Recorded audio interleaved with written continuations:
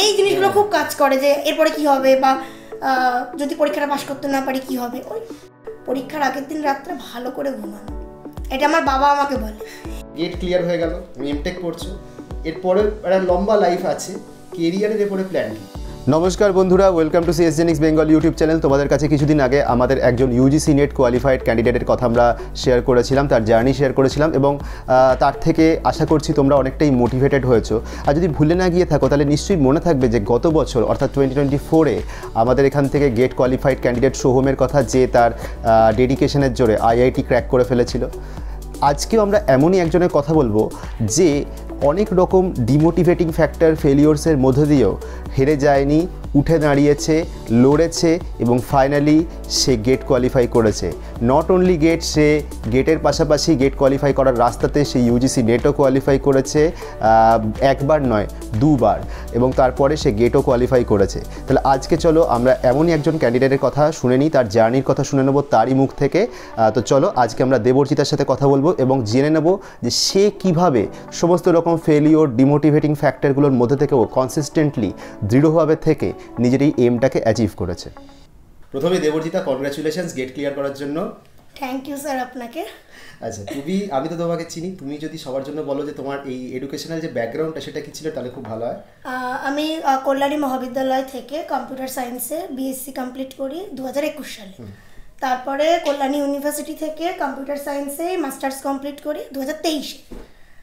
তারপরে গেটের প্রিপারেশনের জন্য আমি একটু গ্যাপ নিয়ে 2024-এ আমি কল্যাণী ইউনিভার্সিটিতে আবার এমটেকে অ্যাডমিশন নিই সিএসসি ডিপার্টমেন্টে। 2023 সালের যে গেট, সেই সময় খুব ডিসঅ্যাপয়েন্টেড ছিল, হলো না 2 নম্বরের জন্য বোধহয়। না 2 ঠিক নয়, আরেকটু বেশি, এরকম আরেকটু বেশি মার্কসের জন্য। যাই হোক, আমার এখন এক্স্যাক্ট মনেও নেই কতর জন্য। তো ওই সময় তো প্রচন্ড ডিসঅ্যাপয়েন্টেড ছিলে। কাটটু আজকে প্রায় 2 বছরের বেশি কেটে গেছে। অ্যাকচুয়ালি 2 বছরের বেশি, কারণ আজকে আমরা 2 বছর প্রায় 1 মাস 1.5 মাস পরে কথা বলছি। এই যে মাঝখানের যে সময়টা, সেটাতে কি হয়েছে? কারণ জাস্ট একটা আমরা জানি যে 2023 সালে তুমি অ্যাটেম্প্ট নিয়েছিলে, তারপরে 25 সালে ক্লিয়ার হলো, কিন্তু এর মধ্যেও তো অনেক কিছু ঘটেছে। অবশ্যই। কি হয়েছে সেগুলো সব যদি বলো। 2023-এ আমার যেটা হয়েছিল, আমি গেট এক্সাম দিতে গিয়ে যেটা বুঝলাম যে হয়তো আমি প্রিপারেশনটা যা নেওয়ার নিয়েছিলাম, কিন্তু পরীক্ষার হলে ঢুকে অতিরিক্ত আমার নার্ভাসনেস কাজ করেছিল, যার জন্য আমি পরীক্ষাটা কোয়ালিফাই করতে পারিনি। তারপরে ভাবলাম যে না, ঠিক আছে, একটা বছর গ্যাপ নিই, গেটের জন্য প্রিপারেশান নিই। তো তার মধ্যেই আমাদের চলে আসে ডিসেম্বরের 2023-এর নেট এক্সাম। তো সেই নেটটা আমি অ্যাসিস্ট্যান্ট প্রফেসর হিসেবে কোয়ালিফাই করলাম।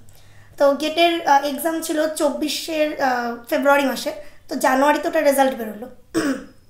তারপরে যখন 24-এ গেট দিলাম, 2024-এর যে গেটটা, সেটা তো আমার কাছে আরও শকিং। কেন, যখন রেজাল্ট আউট হলো আমি দেখলাম জাস্ট 0.6-এর জন্য আমার সেই গেটটাও কোয়ালিফাই করতে পারলাম না। মানে 1 বছর গ্যাপ নেওয়ার পরেও পারলাম না। সেটাতে আমি আরও বেশি ডিসঅ্যাপয়েন্টেড হয়ে গেছিলাম যে একাতে তো 23-এ মাস্টার্স কমপ্লিট করে 1 বছর গ্যাপ নিলাম প্রিপারেশান, তাতেও হলো না। এবার আমি কি করব?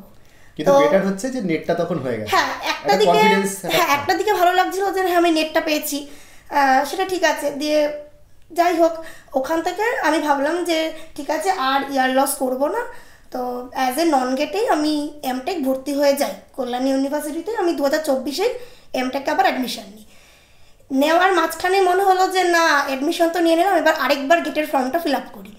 দিয়ে 2025-এ আরেকবার পরীক্ষা দিই। তো যেই ভুলগুলো বা যেই মিস্টেকগুলো আমি এক্সামে করেছিলাম এর আগের 2টো পরীক্ষাতে, সেইগুলোকে চাইলাম একটু ওভারকাম করার চেষ্টা করলাম। দিয়ে তো 2025-এ তো এবার গেটটা হলো। যেটা ইম্পর্টেন্ট ব্যাপার হচ্ছে যে নেট ক্লিয়ার করলে যেটা হয় যায়, এপির জন্য তো লোকজন এলিজিবল হয়ে যায়, কিন্তু আর একটা ব্যাপার থাকে যে গেটের ক্ষেত্রে কি লাভটা হয় যে লিডিং আইআইটিগুলো তারা আবার পিএইচডির জন্য গেট স্কোরটাকে প্রাধান্য দেয়, এই ব্যাপারটা রয়েছে। যাই হোক, এই যে থ্রু আউট এই 2 বছরের সময় কম নয়, এই সময় পড়াশুনো করা, মানে একটা কনসিস্টেন্সি মেনটেন করে রাখাটা বিরাট বড় ব্যাপার ছিল। কি করে করলে? আমি যেটা করলাম যে 2023-এর পর যখন 24-এর পরীক্ষার জন্য বলছি, তখন আমি খুবই পড়েছিলাম, একদম ভালো জায়গা থেকে প্রিপারেশান করারও চেষ্টা করেছিলাম আমি। এবার পড়লাম, দিয়ে যাই হোক, সেটাও হয়তো কোনো কারণে লাকে, ওটা তো আর কেউ বুঝবে না যে 0.6 এর জন্য তোমার হয়নি, মানে ও তো নিজের ভালোর জন্য ভালো যে আমি পাইনি 0.6 এ, কিন্তু মানুষ তো বুঝবে না, কাউকে বোঝাতেও পারবো না। তারপরে আমার যেটা হলো যে আমি মানে যতটা না নিজে পড়তাম তার থেকে বেশি আমি মানে আপনার স্টুডেন্টদেরকে পড়ানো শুরু করলাম। সেটা তো একটা খুবই আমার কাজে এসছে, মানে ওইভাবেই স্টুডেন্ট পড়াতে পড়াতে না আমার খুব একটা প্র্যাকটিস হয়ে গেল। আরেকটা কাজ করলাম আমি, আমার যেই সাবজেক্টগুলো মানে পছন্দের বা যেগুলো আমি ভালো পারি সেগুলোকে আগে একটা সেকশন করলাম। এই অর্ডারিংটা কি ছিল? এই অর্ডারিংটা ছিল বলতে আমার যেরকম ডিজিটাল লজিক, সি প্রোগ্রামিং, তারপরে হচ্ছে অটোমাটা, কম্পাইলার, ডেটা স্ট্রাকচার, মানে এগুলো আমি পড়তে ভালোবাসি, তাই জন্য কি করলাম এগুলোকে আমি একটা পার্ট করলাম। আর যেগুলো আমার অতটাও ভালো লাগে না সেগুলোকে একটা সাইড, হ্যাঁ নেটওয়ার্কিং খুব একটা হিউজ সিলেবাস, ওগুলোকে একটা সাইড করে দিলাম। আর ডিবিএমএস আমি খুব মানে পড়তে ভালোবাসতাম, ওগুলোকে একটা দিক করলাম করে। এবার কি হলো, আপনার ওখানে যখন আমি তার মধ্যেই আপনার সাথে আমার কন্ট্যাক্ট হলো, আপনি আমাকে বললেন যে আপনার যে তোমার নেটটা আছে, নেটের স্টুডেন্টদেরকে পড়াতে। তুমি মানে আমার লজিক হচ্ছে এরকম যে তুমি নেট কোয়ালিফাই করেছো, গেট কোয়ালিফাই করোনি আমি ধরে নেবো সেটা মিস হ্যাভ। মানে যদি তুমি নেট কোয়ালিফাই করো, কনসিস্টেন্টলি 2 বার নেট কোয়ালিফাই করো, তার মানে তুমি পড়াতে পারো, তোমার নলেজ আছে, সাবজেক্টের ডেপথ আছে। মেবি যেটা হয় গেটে তো মানে নেটে কি হয়, নেটে তুমি থ্রু আউট কী পড়েছো পুরো ওইভাবেই তুমি অ্যান্সার করছো। গেটে কী হচ্ছে যে হুট করে একটা প্রবলেম দিল, হয়তো ওই মোমেন্টে তুমি করতে পারলে না, কিন্তু তার মানে তো এই নয় যে তোমার ফান্ডামেন্টাল কনসেপ্ট ক্লিয়ার হয়। ফান্ডামেন্টাল ক্লিয়ার আছে যেটা স্টুডেন্টদেরকে পড়াতে লাগবে, সেটা ক্লিয়ার আছে, সুতরাং সেটাই কাজে লেগে গেছে। তো সেটা তো আপনার ওখানে শুরু করলাম, মানে ওটা 2024 থেকে করলাম পুরো। এবার যেটা হলো যে আপনি আমাকে কিছু সাবজেক্ট বলে দিলেন যেটা আমি ভালো পারি, সেই পেপারগুলো কি হলো আমি যখন পড়ানো শুরু করলাম আপনার ওখানে, এবার আমি কিন্তু নিজে যে পড়বো আমার সেই সময়টা ছিল না। মানে এটা আমি 24 সালেও গেটে ধাক্কা খাওয়ার পরে বলছি, আমার সেই সময়টা ছিল না যে আমি নিজেকে সম্পূর্ণ, কারণ তার মধ্যে আমি এমটেকে যেহেতু ভর্তি হয়ে গেছি অলরেডি, আমার সেই সময়টা নেই। এবার কি হলো, আপনি আমাকে বললেন ক্লাস নিতে হবে, এবার আমি আপনার কাছে ক্লাসে বসবার কী করতাম, ওগুলোকে একটুখানি নোট ডাউন করে নিতাম যে আজকে আমি এই টপিকগুলো পড়াবো, এখান থেকে এতটুকু পড়াবো। এবার স্টুডেন্টদেরকে কোশ্চেন সলভ করাতে ওটা আমার একটা প্র্যাকটিস ছিল, ওইটা আমার খুব একটা কাজে লেগেছে, মানে খুবই কাজে দিয়েছে। যে আমি যে ডিজিটাল লজিক আপনার ওখানে পড়িয়েছি, তারপরে কম্পাইলার ডিজাইনিং পড়িয়েছি, ওই কোশ্চেনগুলো সলভ করে এবার দেখলাম যখন পরীক্ষার হলে বসলাম, মানে এবার আমি যে শিফটে ছিলাম সেকেন্ড শিফটে মোটামুটি ডিজিটাল লজিক থেকে ভালো মার্কসের একটা কোশ্চেন এবার এসেছিলো, কম্পাইলার থেকেও ছিল, ওই জায়গাগুলো আমার একটু কাজে লেগেছে। তারপরে ডিবিএমএস, ওটা আমি পড়তেই ভালোবাসি।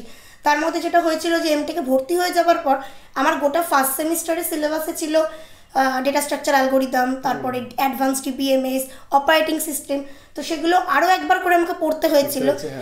আর গেট এক্সামের জাস্ট কিছুদিন আগে, মানে 15 কি 20 দিন আগে আমার সেমিস্টার ছিল। রেকর্ডেড লেকচার তো তোমার সাথেও শেয়ার থাকতো? হ্যাঁ, আমার সাথেও শেয়ার থাকতো। এবার এখানে একটা ব্যাপার হচ্ছে, আপনি তো আমাকে বলতেন যে তুমি সময় করে কিন্তু রেকর্ডের মধ্যে তো আপনার ক্লাসগুলো মানে করা টাইমই পেতাম না যে দেখতে। এবার কী হচ্ছে, আপনি যখন টেস্ট সিরিজগুলো নিতেন, যেই এক্সামগুলো নিতেন, আমাকে বলতেন টেস্টগুলো দিও, কিন্তু টেস্টও আমি দেওয়ার মানে ঠিক মতন টাইম পাইনি। কিন্তু ওখানে আমি একটা কাজ করেছিলাম, আপনি যখন ওগুলো আপলোড করে দিতেন সেই টেস্টগুলো মানে কোশ্চেনগুলো আপনি কীভাবে সলভ করছেন বা একটা দেখতাম, মানে একটা এমসিকিউ কোশ্চেনের থেকে কিভাবে আগে যেটা একদমই হবে না সেটাকে আগে কী করে এলিমিনেট করতে হবে, কোনটা কারেক্ট বাঁচতে হবে কী করে। এমএসকিউ টাইপগুলোতে আমরা যে ভুলগুলো করে থাকি, কী হয়, হয়তো 4টে অপশনের মধ্যে 2টো কারেক্ট, আমি মেবি 3টে দেখালাম, নম্বর পাবো না, বা 3টে কারেক্ট আমি 2টো দেখালাম, আমাকে তো তাতেও নম্বর দেবে না। সেই জায়গাগুলোকে কী করে মানে একদম ঠিকঠাকভাবে দাগানো যাবে, সেইটা আপনার ওখান থেকে আমি ভিডিও দেখে তো অবভিয়াসলি শিখেছিলাম। আর যেই ভুলগুলো আমি আগের পরীক্ষাগুলোতে করেছি এবার চেষ্টা করি সেগুলো না করার। আমি আরেকটা কাজ করেছিলাম এক্সাম দিতে গিয়ে, আমি মানে আগের 2বার যেটা করেছি, আমি হচ্ছে জেনারেল অ্যাপটিটিউড অ্যাপটি দিয়ে আগে শুরু করেছিলাম। এবার এতে কি হয়েছিল, অ্যাপটির আমার কি হয়েছে, মানে যখন কোশ্চেনগুলো ডিসপ্লে হচ্ছে খুব কঠিন কোশ্চেনই হয়তো আমার ভাগ্যে এসে প্রথমেই পড়ছে অ্যাপটি, মানে অ্যাপটা স্ট্রং জোন নয় তো ওটা দেখে, হ্যাঁ মানে আমি খুব একটা প্র্যাকটিস করতে পারিনি।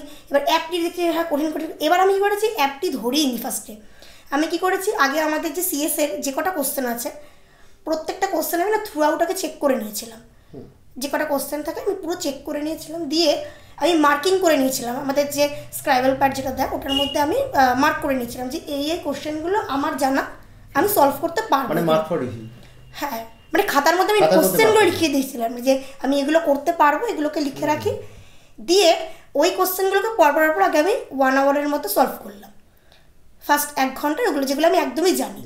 আর যেগুলোর মধ্যে একটু কনফিউশন বা একটু নিউমেরিক করে দেখতে হবে, রিস্কগুলো তো তুমি নিশ্চয়ই হাত দাওনি? মানে না, এবার খুব রিস্কগুলোতে আমি হাত দিইনি, যে একদমই যেগুলো মনে হচ্ছে ঠিক আছে হয়তো এটা হতে পারে, মানে হয়তো 90% শিওর আছে, সেরকম কয়েকটা করে এসেছিলাম। না, বুঝতে পেরেছি, মানে এখানে তো নাহলে নেগেটিভ খেয়ে যাওয়ার জায়গা থাকে। হ্যাঁ, নয়তো নেগেটিভ খেতে হবে, মানে আমি ওই কোশ্চেনগুলো বেশি দাগিয়েছিলাম যেগুলোতে আমি নেগেটিভ মার্কিং হবে না। একদম ফেয়ার না, মানে 40টা অ্যান্সার করতেই হবে এরকম তো ব্যাপার না, ঠিকঠাক আগে সেফটা তো করতে হবে, কারণ ক্লিয়ারই না হলে ওই 40টা করে। আরেকটা জিনিস যেটা মানে আমাদের গেটের কাট অফ আমরা লাস্ট 2-3 বার যদি অ্যানালিসিস করি, যে 2023 একটু বেশি গেছিলো, জেনারেলতে 32.5 গেছিলো, আর 24-এ মনে হয় 27 পয়েন্ট সামথিং, 25-এ তো বোধহয় এখন কত 29 বোধহয়, 25-এ হ্যাঁ 29.2। এবার আমি যেটা করলাম যে আমি এটা ভাবলাম যে আগের 2 বছর একটু বেশি গেছে, মানে ভালোই গেছে, তার আগে তো 25 করে কাট অফ যেত, 25 কাট অফ যেত, 2022-এ গেছিল লাস্ট, অ্যাকচুয়ালি 2022-এ গেছিল 25, আমার যেটা মনে আছে 2021-এও ওই 26 পয়েন্ট সামথিং ছিল, ওরকমই ছিল, কিন্তু কম্পারেটিভলি 2000 আমি আজ অবধি অ্যানালাইসিস করে আমার মনে হয় 2023-এই সবথেকে মানে বেশি লেগেছে। এবার আমি যেটা করলাম 23-24 দুটো বছরে দেখলাম যে আচ্ছা কাট অফটা এরকম যাচ্ছে, মানে খুব বেশি হলে আমার ওই 27 থেকে 32 এইবারও থাকতে পারে, মানে আমায় যা করতে হবে মোটামুটি 30 বা 32 এবার ঠিক করে আসতে হবে। এবার সেরকমই ক্যালকুলেট করে, মানে গোটা পরীক্ষাটাই মানে খুব ক্যালকুলেশন করে এবার দিয়েছি, যেগুলো আমি আগের 2বার করতে পারিনি। মানে সেটাও আমি কিন্তু শিখেছি আপনার থেকে, যে কী করে গোটা পরীক্ষাটা ক্যালকুলেশন করে দিতে হবে। তারপরে তো লাস্টের 1 আওয়ার যেগুলো যে একদমই হয় না, যে আমরা এমএসকিউ জানি না কিছু, ঠিক আছে একটা তুক্কা দিয়ে আসি, ওরকম করে পড়েছি। হ্যাঁ ঠিক আছে, এমএসকিউতে তো ওটা করতে হয়, এমএসকিউ বা এনএটিতে অনেকেই করে যখন টাইম পায় না বা যেগুলো জানে না। আচ্ছা, কিন্তু ধরো এই যে থ্রু আউট ফেজ, মানে তোমার তো অনেক আপস অ্যান্ড ডাউনস গেছে বলতে গেলে, কারণ আমি যাদের নিয়েছি ইন্টারভিউ এরমভাবে তাদের বেশিরভাগের ক্ষেত্রে দেখা গেছে কারো ওয়ান শটে ক্লিয়ার হয়েছে। বোধহয় আমাদের এখানে সব থেকে মানে কি বলবো আপস অ্যান্ড ডাউন যদি আমি 3 জনের ধরি এখন অব্দি যাদের ক্লিয়ার হয়েছে, আমাদের প্রথম অবশ্যই লিপিকার কথা বলতে হয়। লিপিকার প্রচুর আপস অ্যান্ড ডাউন্সের মাধ্যমে 2বার নেট কোয়ালিফাই না করে মানে খুব কাছাকাছি থেকে গিয়ে ফসকেছিল। দেবলীনা যে অনেকবার নেট দিয়ে তারপরে নেট কোয়ালিফাই করলো এবং খুব ভালো স্কোর করলো, যখন কোয়ালিফাই করলো মানে একদম দারুণ স্কোর করে করলো। তোমারও ক্ষেত্রে তুমি 2 বছর একদম বলতে গেলে নিজের একদম মানে সোয়েট অ্যান্ড ব্লাড সব দিয়ে দিয়েছো।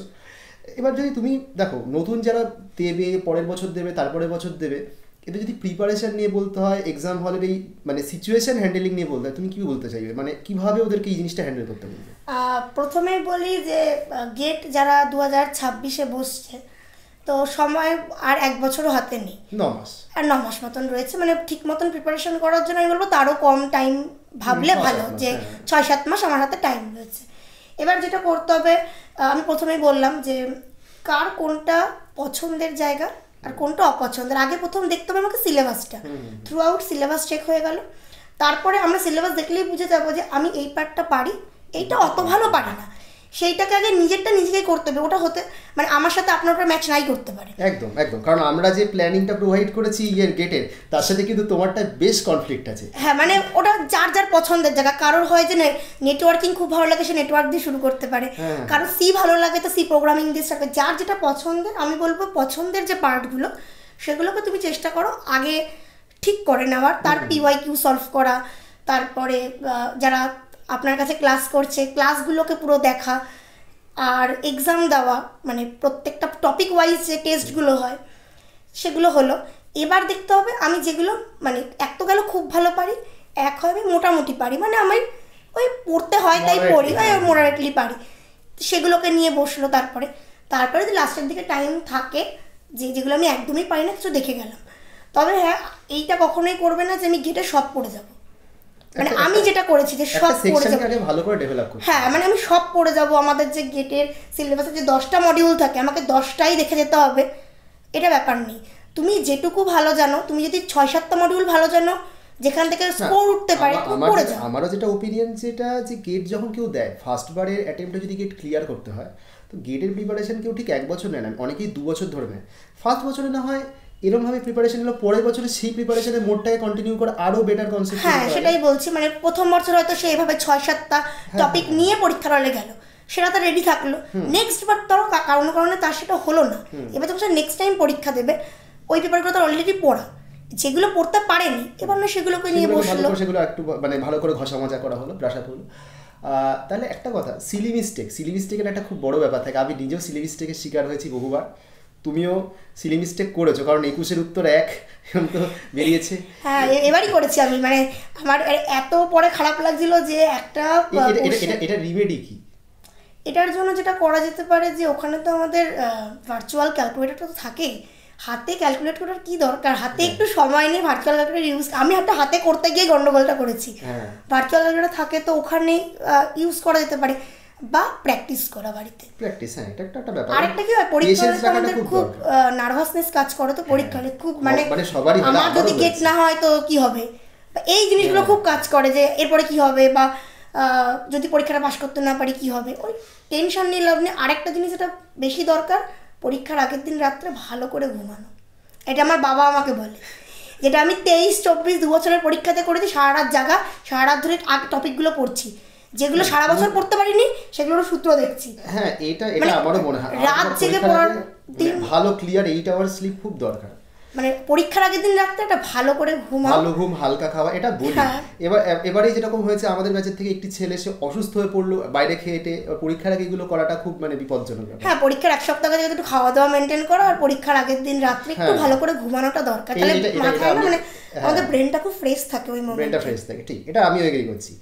আচ্ছা সবশেষে বলবো দেবর্জিতা, কনগ্রাচুলেশনস আবারও। কিন্তু সব থেকে যেটা ইম্পর্টেন্ট কোশ্চেন আমার মনে হয় যে এরপরে তো মানে গেট ক্লিয়ার হয়ে গেল, এমটেক পড়ছো, এরপরে একটা লম্বা লাইফ আছে, কেরিয়ারের এরপরে প্ল্যান কি?